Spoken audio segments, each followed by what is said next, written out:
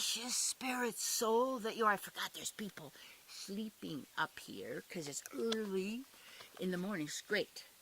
And because I like to go to bed really early at night. You know what I do is try and get out of time. So if I'm tired, I sleep. If I'm not, I'm do something. You know, here's my topic. The mind runs on programs. Okay, the mind runs on programs, and it's that there's a program that says, well, you have to sleep at this time and go to work at this time. There's programs that say that we're taught, and programs come from suggestions. And these suggestions are made to us. And there's also commands that are made to us and declarations that are made to us. And there's threats that are made to us and promises that are made to us. And then we could be tested on these, and whether you get a grade, and you want to get a good grade, so that means you're better at it because you're going to make more money when you get older because you have the better grades. And so we're going to acknowledge that because it means you've memorized what we've told you is truth and absolute, that you must believe, and therefore you're less than, because these are then more powerful than you are. And I want to go back to, you know, in the New Testament, you get John 1:1. Is telling you how this reality is created. In the beginning. Now, why I say it's important to notice what the words are. Beginning means in the start of something, of a creation, because we have no beginning. So therefore we have no end. And that's the thinking. Well, and when people are talking about themselves, they talk about the body and they say, well, of course I have an end to it. No, that's a number one program in the mind that says you die, that you're born and then you die. And then they say, you know, where were you before? Well, nobody really knows. Or then you get into, we'll do some hypnotic things and we'll find out what you were then, or what, you know, where you're going to go when you leave. And then we'll tell you, well, there's a heaven and then there's a hell. And then if you don't do what we like to, you know, it's all story and narrative. And if you look at it, the programs are based really on fear. Programs, you have to hurry and get there. Programs, you know, we're making good time and can't stop now because I'm making good time, and I've got to hurry. And I realize, like with my children, my daughters, when I was, you know, being the mother and raising them, or you know, being there for them, I was always in a hurry. And I've noticed that also their dad, you know, my husband, he had to hurry. He had to hurry all the time. Hurry and get there. And then I had to have them hurry and get there. And it's like, what? See, so when we're not aware of the programs that we are agreeing with and they're running from, these programs are running us. And we're running, and we're striving for, and we have ambition for, and we determine whether we're peaceful or nervous or happy or miserable or old or young. And we see, yeah, the bodies, that nature, we can see how it's temporary and it goes through changes. In the beginning is first, and it says in John 1:1, in the beginning was the Word. What is a word? A word is a sound, right? A thought is a word. And a word is a sound that we hear. It is and sounds have vibrations. They vibrate. Vibration, because I tuned my piano 432, vibration is very, very important. And when the music was changed to 440 around 1939, they did a lot of stuff in that time, it made it harsh. And so it's more militaristic, you see. It's keep you on the edge more, because it's how these vibrations, like if you've got lights blinking all the time and blue lights and noises all the time, this is, and you have your lights on around your house and on the plants and on everything, is not able to go through the cycles that seem to be more natural in this environment. And so then people get whacked, completely whacked. And that's why silence is so very important.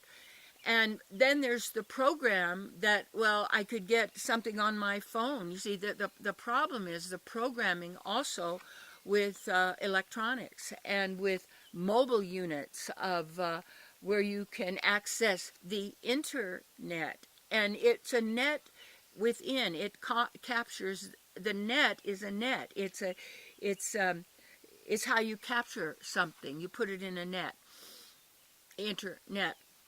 So in the beginning was the Word, you see. And the Word was with God. So it meant that God spoke that word. Now, which God? You see. So that's a big word. And when I say like we're God-like, I'm not talking about the mind. I'm talking about, say, my beloved, my source, my partner, what I'm part of, that we're all part of.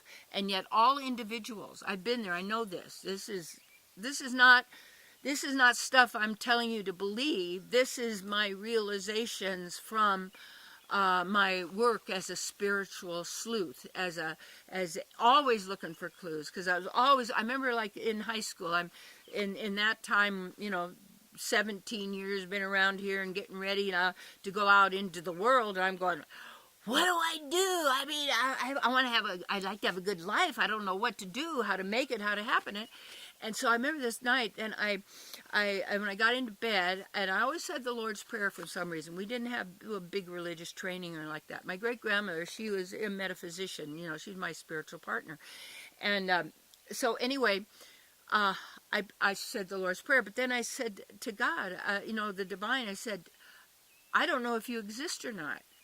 You got to let me know if you exist. And I was just desiring, I want to know you. I want to know what's going on. I want to know what to do. So very soon after that, see, hindsight's always 20/20, then I got with a metaphysician teacher with my great-grandmother. And I spent the summer with my great-grandmother. And after that, then I went into college at Orange Coast College in Orange County, California. And so in entering that, then I started deciding what I wanted to do. And I thought, well, I'd like to be homecoming queen. Well, no, I was a person least likely to be homecoming queen, but that was in those days. Boy, you got to be doing this. So I circled it, and I went into the dean's office. I said, well, I'm really shy, too. Really shy. Because I wanted to be like, see, you get shy and all these kind of things. What will people think of me? I want them to think I'm okay. And, all this. These are programs. We've got these programs running. And so I said to the dean of students, I said, how do I become homecoming queen? Because, he said, well, you have to get nominated. And I thought to myself, well, nobody'd nominate me. So I said, could I nominate myself? He said, well, there's no law against it. So I did. And I got my girlfriends to help, and I won by, they say, more points than anybody ever, or votes anybody ever had gotten, because I like people. I had a good time. But anyway, and then it went on. I was just field testing this stuff.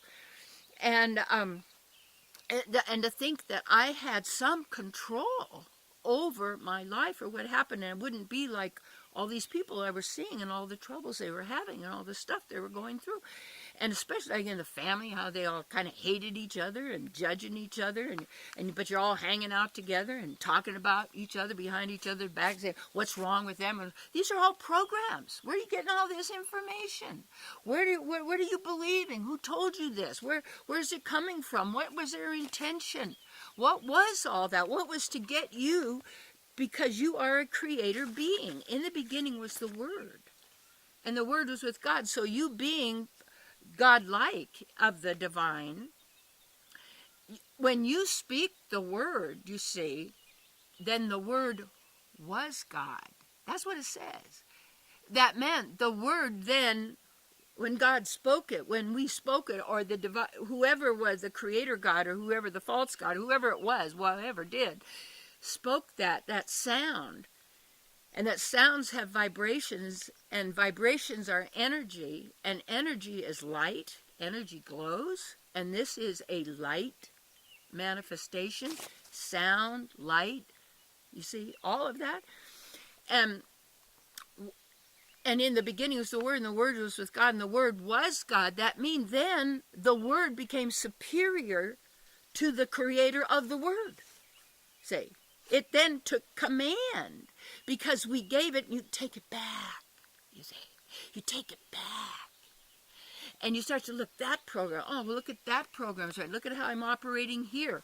Start looking at all the programs that are running you that you think are absolute truth, and how you know you get defensive if somebody challenges it.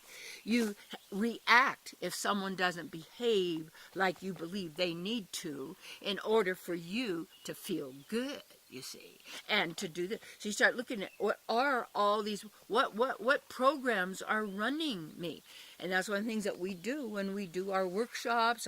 I conduct these in retreats. We look and we dig those out, and we let those go. And you have to be willing, really, to be all you can be, beyond programs, you see, beyond words, beyond light, you see, to who you are,